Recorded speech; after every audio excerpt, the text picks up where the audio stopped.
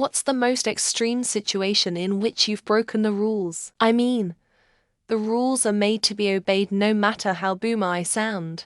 A few years ago I saw the classic no jumping head in the pool sign. Classic, I know. We were with friends and I said I'm not a sucker for listening to a sign that is sure to be made fun of.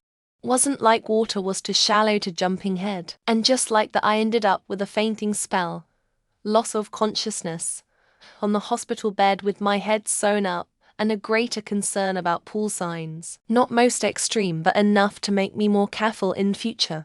My stepdad was having a feud with the neighbors over trees, and it got to the point where it affected his health. Out of love for him, I wrote anonymous letters to the neighbors pretty much telling them to cool it and make peace. The fact that the letters were anonymous had them concerned that someone was threatening them. It was not my intent. A lawyer looked at a copy of the letter and said that nothing about it was threatening, but told me not to do it again, nor to reveal that I did it. The neighbors did not know who wrote the letter.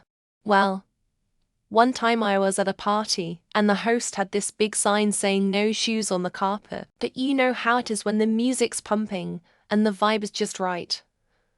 I accidentally spilled some punch, and without thinking, I grabbed a towel to clean it up with my shoes still on. Let's just say, I broke that rule and left a trail of wet footprints across the living room. Thankfully, everyone found it more hilarious and offensive. But I definitely learned to check the rules before attempting any impromptu cleanup missions. I went to a semi-boarding high school. About 10 of students boarded, and new dorms were constructed while I was there. We had a big meeting, and the principal said no students of the opposite sex in your dorm room. We don't want anyone having sex, a bit paraphrased. One of the students stood up and said, what about the gay kids? They get to have sex. So for about a month, the rule was no students of the opposite or same sex in your dorm room, with the exception of your roommate. This is mostly just depressing, but I'd call working in molecular diagnostics during the pandemic an extreme situation. No choice but to not give up about the rules or patient safety, but went everyone from administration, directors, managers, your own colleagues, to the community at large place that kind of workload onto few people. We had to let some shit go. When I was young, I worked for a large supermarket chain. All my friends were going to Mexico for a week and my job wouldn't give me the time off. My department was in the very back of a 100,000 square foot building. Store management never ventured back there. So I had my work friend clock my in and out every day for a week. Nobody noticed, and I somehow got away with it. LOL. Performed the lab test Cheeto faster version that only takes an hour instead of for hours. Asked out of material, and it was only for emergencies. When I was informed that the patient does not get a room until the test is done, and the patient is currently intubated in the middle of the hallway.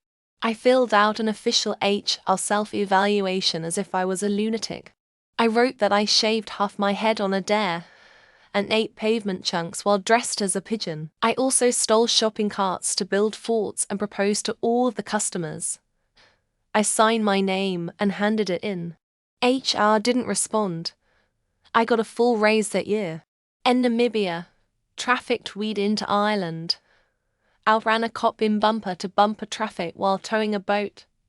Turned up stoned to a drug test and passed, and I've taken 2 weeks off work, and no one found out.